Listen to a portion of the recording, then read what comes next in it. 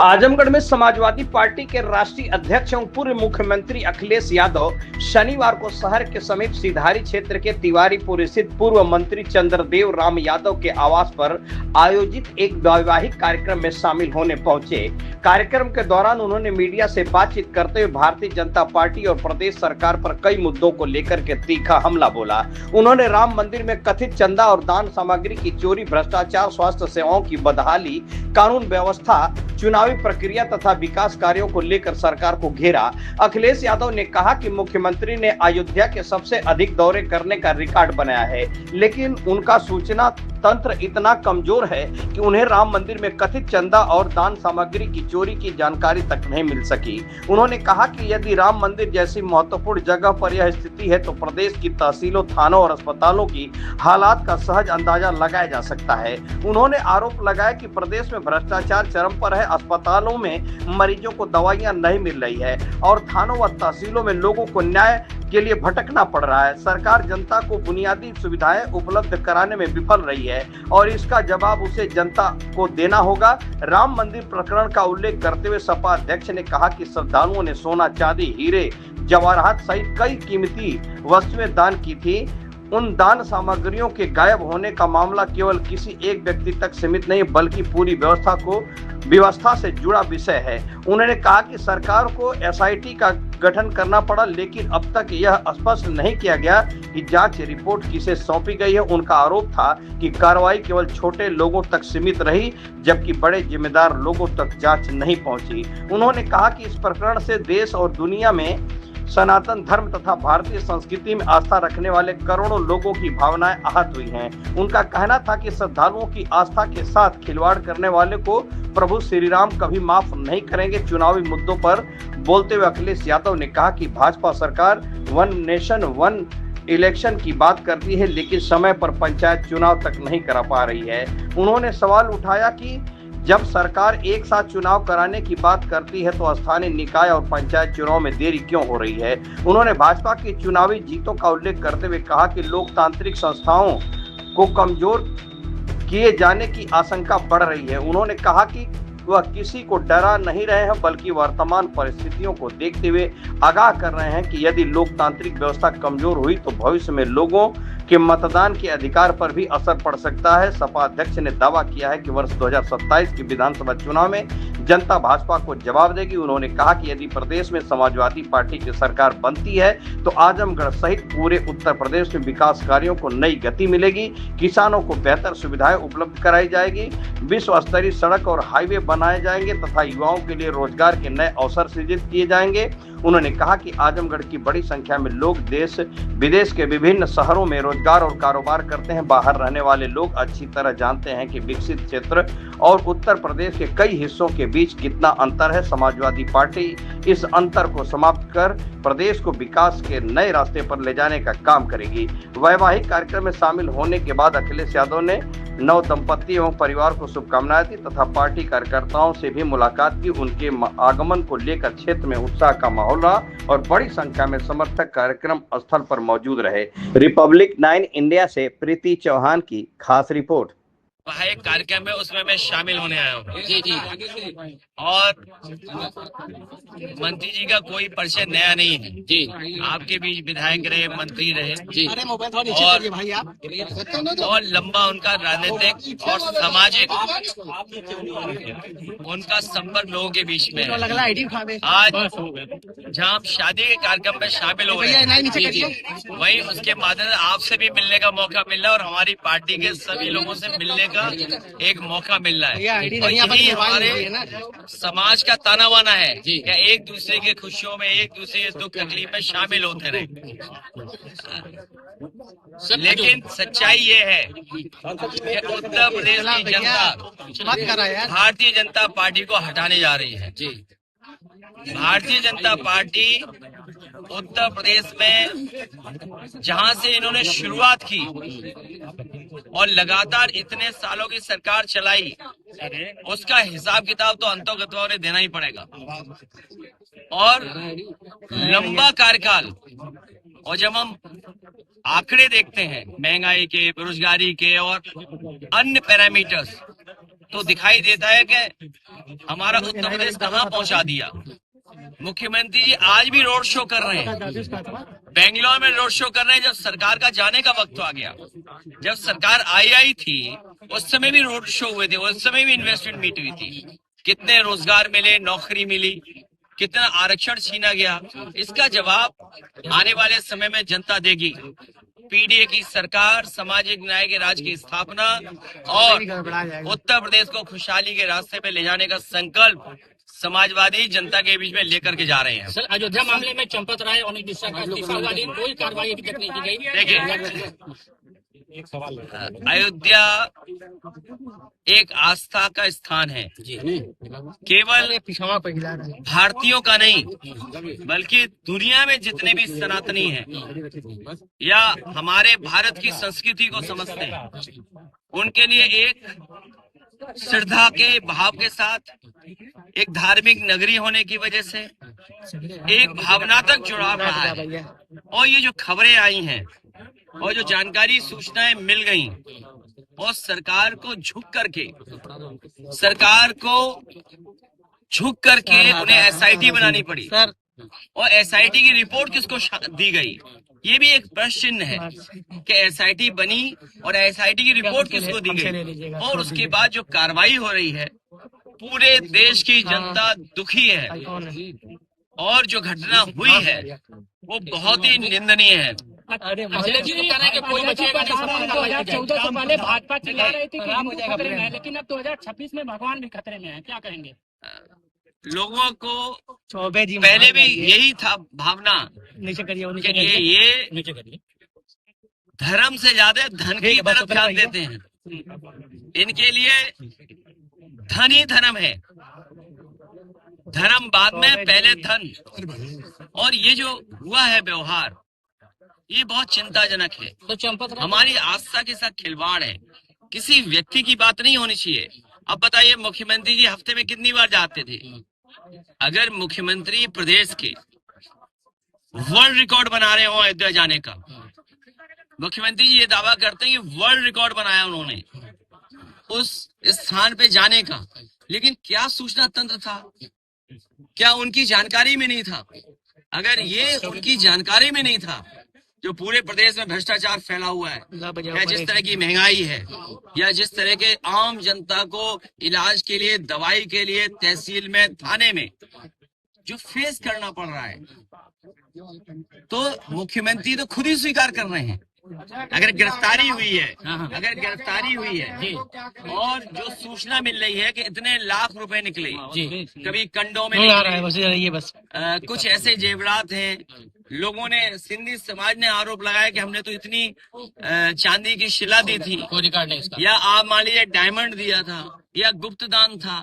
तो ये आस्था की साथ जो खिलवाड़ किया है, वो प्रभु श्री राम कभी उन लोगों को माफ नहीं कर सकते। तो सबसे चोरी हुई है, सरकार ने, आप लोग मामला नहीं उठाते तो नहीं आता है। सर, नहीं अयोध्या की बात कर रहे हैं आप, सपा सरकार आएगी तो आप नहीं बनाएंगे? प्रधान हमारी बहुत लोकतंत्र में सबसे प्राथमिक यूनिट है। जो लोग नवंबर में चुनावों की बात कर रहे थे, जो वन नेशन वन इलेक्शन की बात कर रहे थे, वो प्रधानी का चुनाव नहीं होने दे रहे हैं। सोचो, वन नेशन वन इलेक्शन कहने वाले लोग, या यूं कहें हम कि नवंबर में चुनाव कराने की अफवाह फैलाने वाले लोग प्रधानी का चुनाव नहीं करवा रहे। और सच्चाई तो ये है, हमारे प्रधान भाइयों का खर्चा बढ़ा दिया। अब उन्हें जब तक चुनाव नहीं होगा तब तक चुनाव लड़ते रहना पड़ेगा। सर, एसआईटी के रिपोर्ट के अनुसार चोरी हुई है, आप लोग अगर तो नहीं उठता। ये सरकार खुद स्वीकार कर रही है कि सीसीटीवी से छेड़खानी हुई है।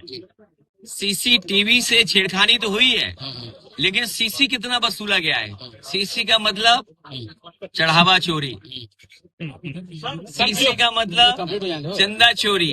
जब सरकार खुद स्वीकार कर रही है कि सीसीटीवी के फुटेज में उन्हें 70 दिन में या 42 दिन में इतना देखने को मिला, तो आप इससे समझ लीजिए। और जो मुख्यमंत्री जी वर्ल्ड रिकॉर्ड बना रहे थे, क्या कह रहे, पानी का पानी हो जाएगा, दूध का दूध, पानी का पानी हो जाएगा। अरे भाई कौन कह रहा है? हम तो कह रहे हैं सोने का सोना वापस कर दो, चांदी का चांदी वापस कर दो। राजधानी में और अहंकार देखिए आप, मुख्यमंत्री जी का अहंकार देखिए आप। हमारा साथी सही कह रहा है, कितने लोगों की जान चली गई। एक घर के बच्चे जो कमाने वाले थे, जो पूरा परिवार चलाने वाले लोग थे, उनकी जान चली गई। और मुख्यमंत्री की भाषा क्या थी कि भाषण मत सुनाओ। याद रखें, अगर एक माँ के साथ ये व्यवहार हो सकता है, आप लोगों के सामने ऐसा व्यवहार हो सकता है, तो सोचो पीछे व्यवहार कैसा होता होगा, हमारे अधिकारियों के साथ व्यवहार कैसा होता होगा। और आपसे तो छिपा नहीं है, एक चैनल में व्यवहार तो आप सब जानते हो। सर, इमरान खान से एक बयान आया, उनका कहना था कि आप चंदा चोरी का सवाल उठा रहे हैं, मुस्लिमों के मसाइल पे नहीं करते। क्या चीज? मुस्लिम लोगों के मसाइल पे कोई चर्चा नहीं करते, चंदा चोरी पे आप जो कर रहे हैं। देखिए, मुझे पता है क्या बोलना है। तिवारी सर, और जो लोग इस माहौल को समझ रहे हैं, वो जानते हैं कि उत्तर प्रदेश में भारतीय जनता पार्टी को हटाना कितना जरूरी है। मैं फिर कहता हूं, वो बात दोहराता हूं, यूपी में भारतीय जनता पार्टी जीत गई। मैं डरा नहीं रहा हूं। बंगाल का चुनाव तो देखा ना सबने, यहाँ के बाई इलेक्शन तो देखे ना आप। अगर मेरे जाने के बाद लालजी वर्मा जी आएंगे, उनसे पूछ लेना उनको हराने के लिए प्रशासन ने और शासन ने क्या किया था। उत्तर प्रदेश में चुनाव भारतीय जनता पार्टी जीत गई, तो आखिरी बार वोट डालने हो गया। भविष्य में चुनाव नहीं होगा। सर क्या कारण है चंपत राय और अनिल मिश्रा पे FIR दर्ज नहीं हुई? सर विकास नहीं बोल दिया, यहाँ जितने लोग बैठे हैं, ये आजमगढ़ के लोग कभी गाजीपुर गए होंगे एक्सप्रेस वे से, कभी लखनऊ गए होंगे या दिल्ली गए होंगे। ये जो विकास की गति है, इसको बढ़ाएंगे। और मैं आजमगढ़ के लोग कह के जा रहा हूँ, ये देश दुनिया में इनका संपर्क है। आजमगढ़ के लोगों को, आजमगढ़ के लोगों का देश दुनिया में संपर्क है।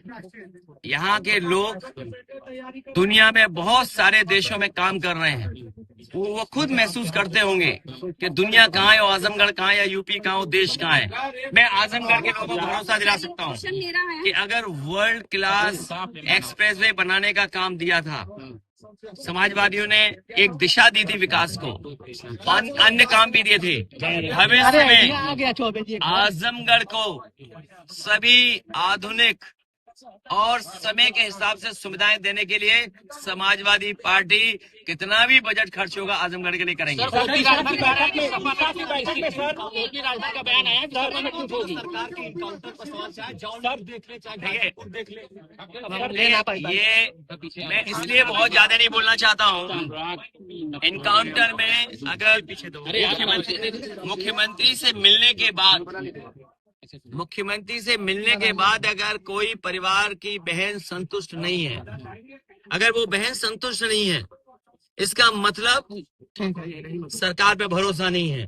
उस बहन के साथ साथ लाखों लाख हमारी माताएं बहनें, उनको भी भरोसा नहीं होगा। ये एनकाउंटर इसलिए करते हैं जिससे अपना दबदबा बना दें और कानून व्यवस्था पे कोई बहस ना कर पाए। ये झूठे एनकाउंटर में न जाने कितने पुलिस वाले जेल गए हैं, और पुलिस वाले जब जेल जाते हैं उनके साथ न सरकार खड़ी होती है न कोई और खड़ा होता है। सर, दिशा की बैठक में आजमगढ़ में जनप्रतिनिधियों से मिला नहीं गया, वहीं IGRS में आजमगढ़ नंबर 1 है। दिशा की बैठक छोड़ के चले जाते हैं अधिकारी यहाँ के। अब अधिकारी बहुत मन लगा के काम करेंगे जब समाजवादी सरकार आएगी। सर, ओपी राजभर का बयान पहुंचाना चाहेंगे, जो उन्होंने कहा कि समाजवादी पार्टी में टूट निश्चित है। ऐसा है, टूट कौन रहा है, और अभी बहुत सारी ऑडिट होनी है। आप तो पत्रकार हैं, आपके पास तो केवल एक कैमरा और एक ये है, क्या बोलते हैं, आईडी माइक है, लेकिन आप नहीं तय करते हो चलेगा क्या। आप तय करते हो क्या? नहीं, हम नहीं। हाँ, आप नहीं तय करते हो, तो ये बात स्वीकार कर ली। केवल यूट्यूब वाले ठीक है हमारे, उनका लाइव है एकदम। जैसे इनका कंट्रोल कोई और है, तो उसी तरह वहाँ भी कंट्रोल कोई और है। और राजभर के कंट्रोल कहीं और है। अच्छा, वो विधायक कहाँ है, हमारी महिला विधायक कहाँ है? बताना क्या है, ये बताना क्या, वो तो खुद ही स्वीकार कर रहे हैं पार्टी कहाँ है उनके पास। सर, किसी और की भाषा व्यवहार बनने, और देखिए बीजेपी कितनी होशियार है, इनका जवाब नहीं, ये कितने समझदार है जो सवाल पूछा है। अरे इतना ही समझदार वो होते हैं। बीजेपी जानती है कि किसकी बार्गेनिंग पावर कब खत्म करनी है। अब वो बार्गेनिंग पावर खत्म करने के लिए उन्होंने चेहरे आगे कर दिए, क्योंकि अब भविष्य में किसी दल के साथ जा नहीं सकते, मजबूरी में बीजेपी में रहना पड़ेगा और बीजेपी जो कहेगी वो स्वीकार करना पड़ेगा। सुना है 30 की सूची जारी की थी, 30 में 3 मिलेंगे कि 4 मिलेंगे, ये आप लोग विचार कर लेना। 27 में सर साथी जुड़ेंगे सर बहाली को लेकर। सबसे प्राथमिकता है केजी से लेके पीजी तक क्वालिटी एजुकेशन हो। एजुकेशन ध्वस्त कर दी सरकार ने, परीक्षाएं बर्बाद कर दी, पेपर लीक कर दिए। इसलिए भविष्य में हमारी प्राइमरी एजुकेशन से लेकर के हायर एजुकेशन, और हायर एजुकेशन में क्या सुधार हो, क्योंकि इंटरनेट, सोशल मीडिया, एआई के जमाने में हमारी कितनी पढ़ाई अच्छी हो, ट्रेनिंग क्या हो, क्योंकि पॉलिटेक्निक, आईटीआई या इंजीनियरिंग कॉलेज वो ट्रेनिंग नहीं दे पा रहे हैं जो आज जमाने को ट्रेनिंग चाहिए, क्योंकि दुनिया बदल रही है। दुनिया बदलते हुए समय पर हमें अपनी पढ़ाई और रोजगार की चीजों को बदलना पड़ेगा। उदाहरण के लिए आज घर में बैठ करके लोग खाना मंगा सकते हैं। अमेज़न जो अमेरिकन कंपनी है उसका कोई सामान घर में मंगा सकते हैं। आज आप दुनिया से जुड़े लोग हैं। ये जरूरी नहीं कि आप जो लाइव कर रहे हो केवल आजमगढ़ देख रहा हो, दुनिया का कोई हिस्से में भी देख सकता है। तो ये जो नया जमाना आया है, इसके लिए समाजवादी पार्टी चाहिए होगी। नहीं तो आप जानते हो जो हमारे मुख्यमंत्री जी हैं, वो कहो लैपटॉप चलाना भी ना जानते हो।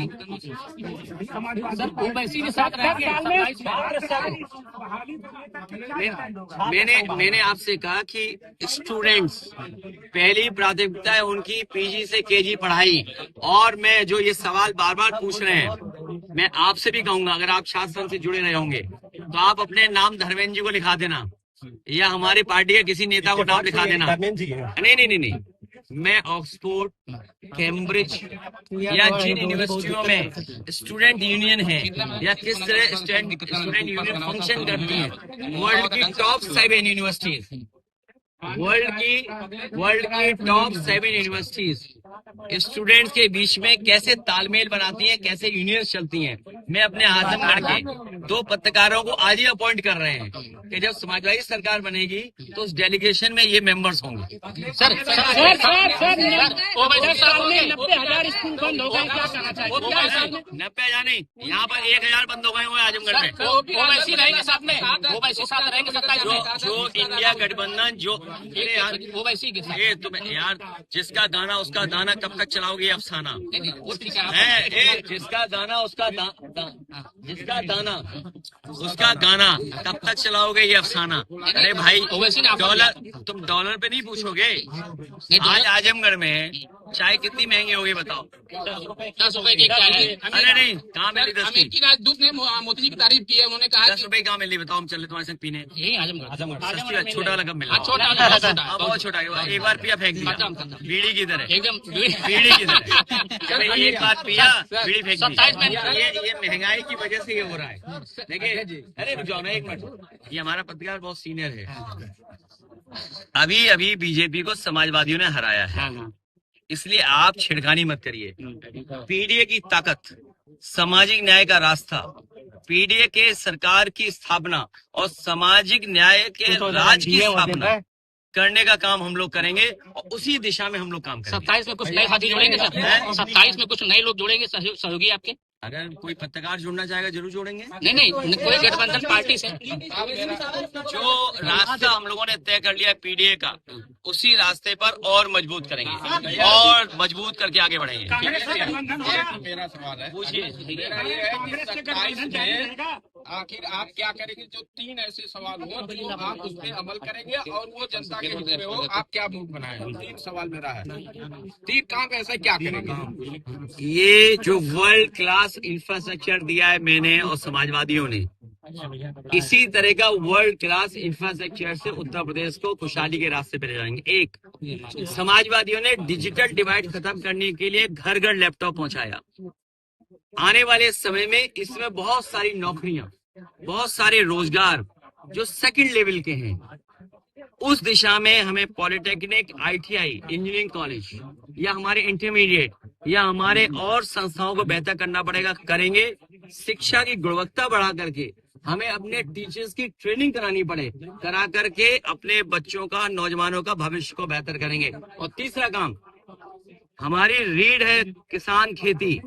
समय पर बीज मिले, समय पर खाद मिले और पैदावार को सही कीमत दिलाने के लिए आधुनिक मंडी बना करके, और मंडी के साथ साथ हमारे किसानों के लिए दूध उत्पादन कैसे बढ़े या अन्य खेती में कैसे जोड़े, वैल्यू एडिशन कैसे करें, उस दिशा में काम करें। अच्छा, एक उसी में ऐसी अयोध्या में एक मिनट यार,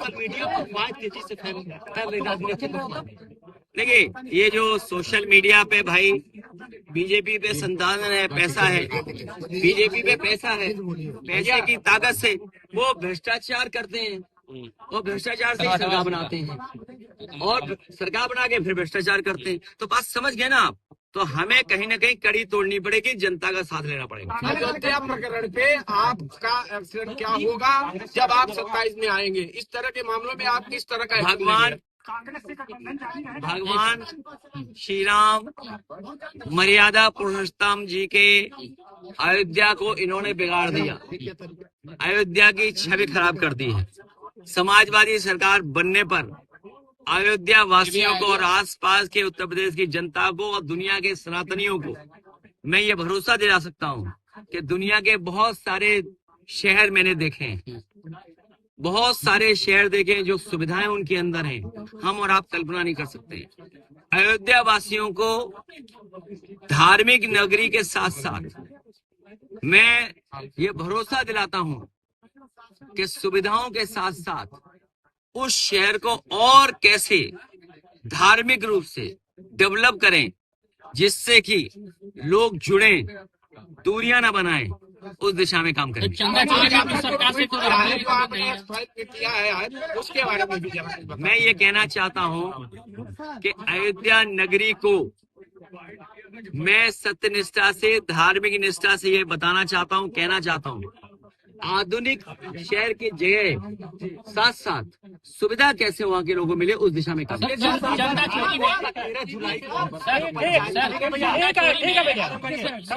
सरकार से कोई उम्मीद नहीं है, आप सरकार बनाएंगे तो क्या स्टैंड रहेगा, मतलब क्या उस पर चंदा चोरी? देखिए, बीजेपी बस हमारे अंडरग्राउंड अनरजिस्टर्ड और जो खुफिया लोग हैं उनकी पोल खुल गई है, और सरकार की इसलिए पोल खुल गई है कि वो अयोध्या जाकर के वर्ल्ड रिकॉर्ड बनाने के बाद भी नहीं पता कर पाए कि अयोध्या में क्या हो रहा है, सीसी हो रहा है, और अयोध्या से गोरखपुर की दूरी क्या है। उतनी ही दूरी है गोरखपुर की जितनी अयोध्या से आपके लखनऊ राजधानी की है। दिल्ली और लखनऊ की लड़ाई है क्या ये? उसमें मत उलझिए। प्रभु श्री राम के लिए दिल्ली लखनऊ सब बराबर है, हम सब बराबर है, आप सब बराबर हो। इसलिए आस्था के साथ जो खिलवाड़ कर रहे हैं, आस्था में जिन्होंने इस तरह का आंच पहुंचाई है, उनको कभी न कभी तो जवाब देना ही पड़ेगा।